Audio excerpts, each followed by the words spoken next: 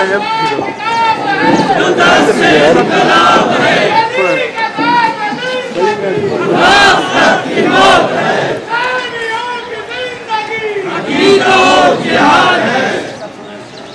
باللہ من الشیطان الرجیم بسم اللہ الرحمن الرحیم الحمد للہ رب العالمین والصلاة والسلام علی سید الانبیاء والمرسلین القاسم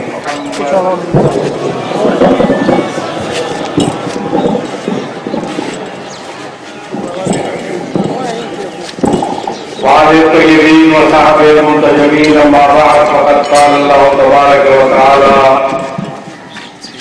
ولقد كان لكم في رسول الله أسوة حسنة. عزیزان گرامی، توفیق خداوندی ہے، ایک مدت کے بعد مجھے یہاں اس عزاداری کی اس تقریب میں، کیلم کی اس مجلس میں، اس پروگرام میں شرکت کا موقع نصیب ہوا اور اس توسط سے آپ برادران ایمانی کا دیدار ہوا. میں یہ سمجھتا ہوں کہ زندہ قومیں اپنے بزرگوں کی اور ان ہستیوں کی جن کے ساتھ وہ عقیدت رکھتی ہیں، محبت رکھتی ہیں، اپنے پیشواؤں کی یاد دو طرح سے مناتی ہیں. ایک تو اس کی ولادت کے موقع پہ خوشی منانا، جشن منانا، اور جو طریقے ہیں خوشی کے اظہار کے، اس سے خوشی کا اظہار کرنا، مختلف پروگرام کرنا. ان کی وفات یا شہادت کے موقع پہ سوگوار رہنا اور ان کا غم منانا، اور اس غم میں جو غم منانے کے جو طریقے ہیں ان کو انجام دینا. یہ ایک ہی چیز ہے جس کے دو پہلو ہیں کہ خوشی کے موقع پہ خوشی اور غمی کے موقع پہ غمی. ہم اپنے جو مرحومین ہیں، انتقال کرنے والے ہیں، ان کی بھی یادیں اسی طریقے پہ مناتے ہیں. آج کل تو رسم ہے کہ سالگرہ بھی منائی جاتی ہے، اس کی ولادت کا روز بھی مناتے ہیں لوگ. جب اس کے انتقال کا دن ہوتا ہے، وفات کا دن ہوتا ہے، تو اسے غم مناتے ہیں.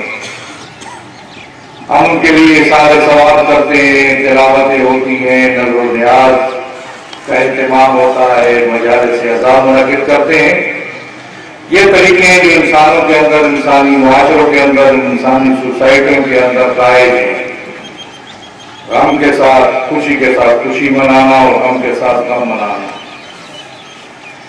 لیکن جو قومیں زندہ قومیں جن کے پیشواؤں کا، جن کے بزرگوں کا ایک کردار ہے، ایک رول ہے، انسانی معاشرے کی رہنمائی میں، انسانی معاشروں کی خدمت میں، وہ جب ان کی یاد مناتی ہیں تو اس کا دوسرا پہلو یہ ہوتا ہے کہ ان کی خدمات کے تذکرے ہوتے ہیں، ان کی رہنمائی کا ذکر ہوتا ہے. اس نے قوم کے لیے کیا خدمات انجام دی، کس کس انداز میں اس نے قوم کی رہنمائی کی اور اپنی قوم کو آگے بڑھنے میں کس انداز میں مدد کی. یہ بھی ایسا طریقہ ہے جو ساری دنیا کے اندر رائج ہے، مروج ہے. میں سمجھتا ہوں کہ ہم لوگ تشیع، شیعان حیدر کرار، امت مسلمہ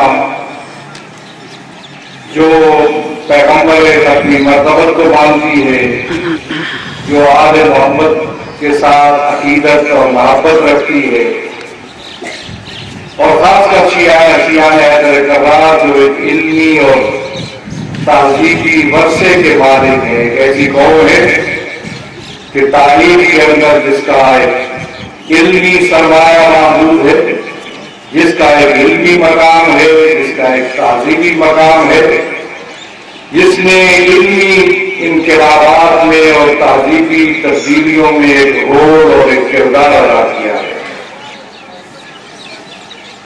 ان کی یہ ذمہ داری ہوتی ہے کہ وہ اپنے پیشواؤں کے کردار کو، ان کے مشن کو، ان کے پیغام کو بھی اجاگر کریں اور دنیا کے سامنے پیش کریں۔ یہ ذمہ داری کیا رہنمائی اور ہدایت جو آل محمد نے کی ہے امت مسلمہ کی، اور امت مسلمہ کو ایک روشن اور واضح راستہ اور نئے عمل دیا ہے، ایک روشن اور واضح پیغام دیا ہے، وہ پیغام کیا ہے؟ یہ عزاداری عید الشہداء جو مناتے ہیں اس کے بھی دو پہلو ہیں۔ ایک پہلو ہے اور ہم مناتے ہیں، ماتمداری کرتے ہیں، مجلس اذان منعقد کرتے ہیں، زنجیر زنی کرتے ہیں، ماتم ساری کرتے ہیں، جلوس نکالتے ہیں، یہ اظہار غم ہے اور یہ ہمارا طریقہ ہے۔ میں کہہ چکا ہوں کہ کوئی شخص ایسا نہیں ہے جو پیغمبر گرامی قدر کا کلمہ گو ہو اور حسین کا غم نہ مناتا ہو، ایسا شخص کوئی نہیں ہے۔ پیغمبر، میں نے اس نے بھی کہا کہ آپ کسی کا حسب و نسب اگر جاننا چاہیں تو آپ کو کتابوں کی اور تاریخ کی اور لوگوں کی معلومات کی ضرورت ہوتی ہے۔ حسین کا حسب و نسب وحی الہی نے متعین کیا ہے، وحی الہی نے حسین کو فرزند رسول کہا ہے۔ اب کون شخص ہے جو کلمہ پڑھتا ہو پیغمبر کا اور فرزند پیغمبر کا غم نہ مناتا ہو؟ ایسا کوئی نہیں ہے۔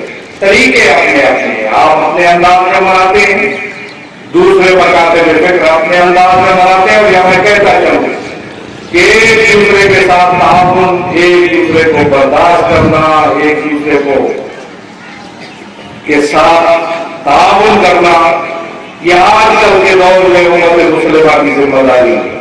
بھلے کوئی آپ کے اختلاف کرتا ہے، بھلے کوئی آپ کے طریقے کو نہیں مانتا، مختلف مکاتب فکر ہیں، اپنی اپنی فکریں، اپنی اپنی رسمیں، اپنے اپنے طریقے ہیں، ایک دوسرے کے طریقے کو برداشت کرنا، تحمل کرنا، اس کے ساتھ تعاون کرنا ہماری ذمہ داری ہے، اور اسی سے وحدت امت قائم رہ سکتی ہے۔ روڑے مت کا حق آئیے ایک دوسرے کے سامنے، ٹانگیں کھینچنے کی کوشش نہ کیجیے، رکاوٹیں پیدا کرنے کی کوشش نہ کیجیے، یہ اتحاد کے خلاف ہے، یہ وحدت کے خلاف ہے جس کی طرف قرآن ہمیں دعوت دیتا ہے۔ اور میں آپ کو ایک اور بات بھی کہتا چلوں کہ وحی الہی کہتی ہے کہ اِنَّ هَٰذِهِ أُمَّتُكُمْ أُمَّةً وَاحِدَةً، یہ امت ایک امت ہے، کئی امتیں نہیں ہیں مسلمانوں کے اندر، امت ایک ہے، فرقے کئی ہیں، فقہیں کئی ہیں، طریقے مختلف ہیں، انداز مختلف ہیں، امت ایک ہے۔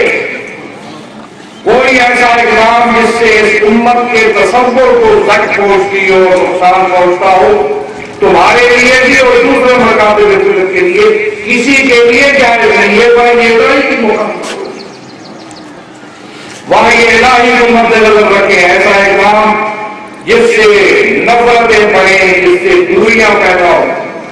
میں کسی مجبوری یا کسی مشکل کی وجہ سے یا کسی کمزوری کی وجہ سے وحدت و اتحاد کی دعوت نہیں دیتا ہوں، میری ذمہ داری ہے۔ وحی الہی جب کہتی ہے کہ امت ایک امت ہے تو سب سے پہلی میری ذمہ داری بنتی ہے کہ میں ایک امت کو حقیقت کے روپ میں لاؤں اور پیش کروں، اس لیے کہ میں اس خانواده سے تعلق رکھتا ہوں جس کے گھر میں وحی الہی نازل ہے۔ ذمہ داری بنتی ہے، واعتصموا بحبل اللہ، یہ صرف آیتیں پڑھنے کے لیے نہیں ہے، تلاوت کے لیے نہیں ہے۔ کوئی ایسا اقدام جس سے مسلمانوں میں نفرتیں پیدا ہوں، جس سے مسلمانوں